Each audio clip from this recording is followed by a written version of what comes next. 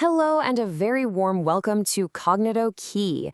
Today we're diving into a really cool piece of technology that's, well, pretty much everywhere.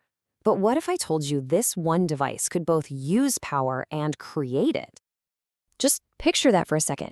You've got a fan cooling you down, but then you could spin its blades by hand and actually use it to charge up your phone. Sounds a bit like magic, doesn't it? Well, it's totally real, and it's the core idea behind something called a DC machine. So let's get into it. The fancy technical name is an electromechanical energy conversion device. But, that's a bit of a mouthful. Let's just call it what it is, an energy swapper.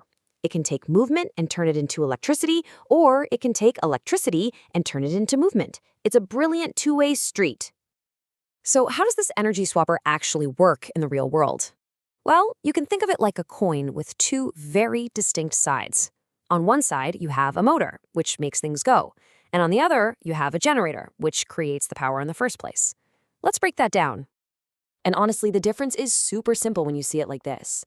A DC generator takes mechanical energy, like a turbine spinning in the wind, and turns it into electrical power. It literally makes the juice. A DC motor, on the other hand, does the complete opposite. You feed it electricity, and it converts that into mechanical power to make things spin. It uses the juice. Okay, so why would you pick a DC motor? What's its superpower? Well, it all comes down to one word: control.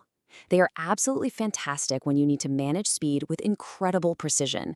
Think about anything that needs to speed up smoothly, slow down gently, and hold a perfect, steady pace. And here's a perfect example of that in action. Electric trains and trams heavily rely on DC motors. Why? Because you need that amazing speed control to move something that heavy smoothly and efficiently through a busy city. Now let's flip the coin. What about generators? Sure, a battery gives you DC power, but they have their limits, right? For huge industrial jobs like electroplating, where you need a massive and constant stream of DC power, you bring in the big guns, a DC generator. So we've got motors for trains and generators for factories. You'd probably think these machines would have to be built completely differently. But here's the really mind-blowing part. If you pop open the hood, you'll find their core parts are pretty much identical.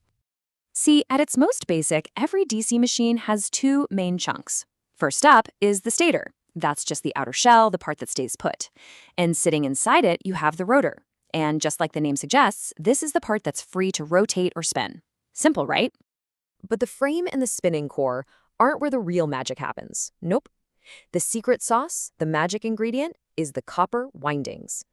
These are carefully wound coils of wire, and this is where all that energy swapping action actually takes place.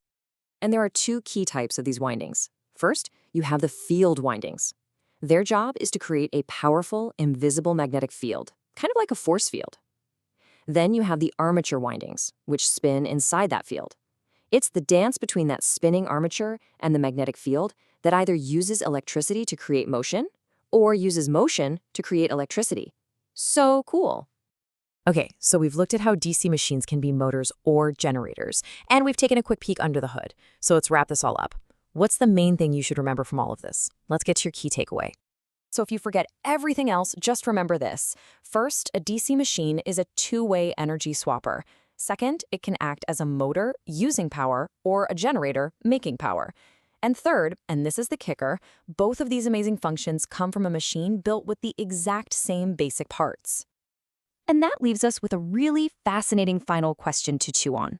Since their construction is basically the same, could you take a DC motor and actually use it as a generator? What do you think? It's a pretty interesting thought, isn't it? I really hope you enjoyed this quick look into the world of DC machines. If you learned something new and found this helpful, do us a huge favor and hit that subscribe button for Cognito Key. And don't forget to like and share this explainer. Thanks so much for watching.